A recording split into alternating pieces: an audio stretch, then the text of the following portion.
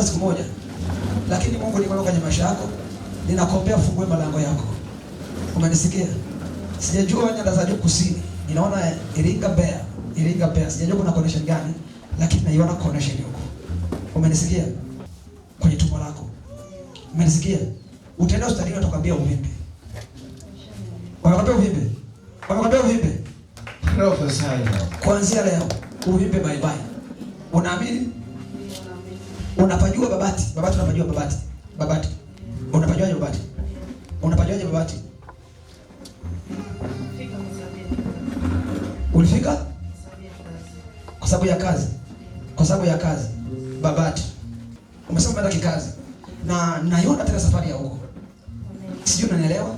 Lakini hiyo safari sio kama ni mbaya, ni nzuri. Lakini nakuambia kuhusu tumbo lako. Kwa sababu naiona swala la ndio maana unapoza mtoto, kwa sababu naiona changamoto. Naona naona uvimbe. Na umepima umeambiwa una uvimbe. Unaamini Yesu anakuponya leo? Amen. Ukitoka mahali hapa nenda kapime uvimbe bye bye kwa jina la Yesu. Sijajua kuna connection gani halmashauri, lakini naona kuna connection halmashauri. Lakini naiona halmashauri, Kwa nini kweli? Kazi unazo? Zaki halmashauri. Kana profesa somebody. Unafanya kwa nyumba halmashauri, lakini naona promotion. Naona barua inatoka papo. Lakini uko halmashauri lakini unatoka hapo. Lakini unaenda sehemu nyingine. Si unanielewa? Yaani unavuka hicho kiwango unaenda level nyingine. I see the realm of the spirit. Lakini kwenye eneo la mahusiano kuna vita, kuna changamoto. Unanisikia?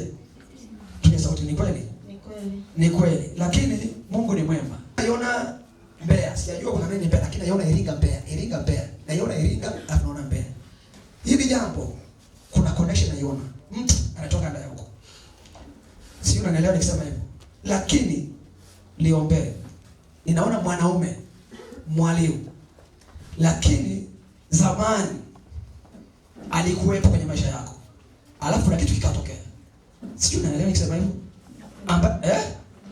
Unaelewa? Kuna kitu kikatokea, hamkufika mbali. Jambo likaisha. Umeelewa nini ninachosema? Mwalimu anayefundisha, hamkufika mbali. Lakini Mungu anakwenda kufungua malango. Na ndoa itajengwa. Na itafanikiwa kwa jina la Yesu.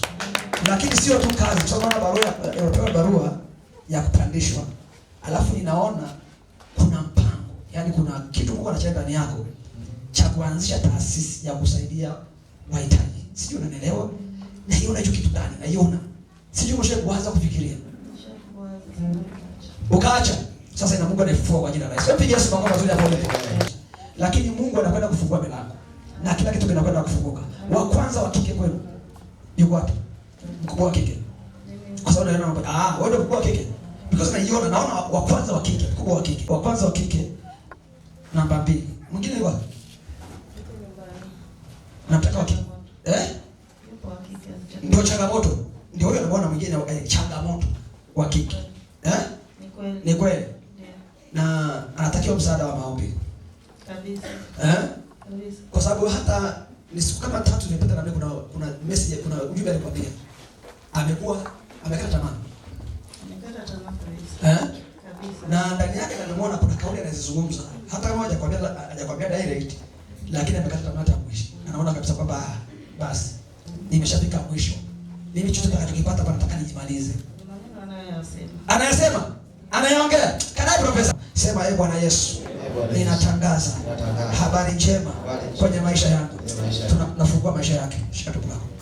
Kila uvimbe kwenye tumbo lake achia kwa jina la Yesu. Toka leo. Toka. Alicholisha kwenye ndoto. Vyakula vya kipepo. Toa. Toa vyote. Toa vyote. Napasua kila uvimbe. Toa. Tapiga vyote. Toa vyote ulisho toa.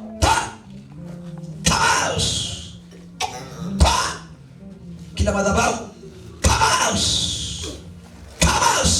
Acha kutaka uzazi. Ondoka.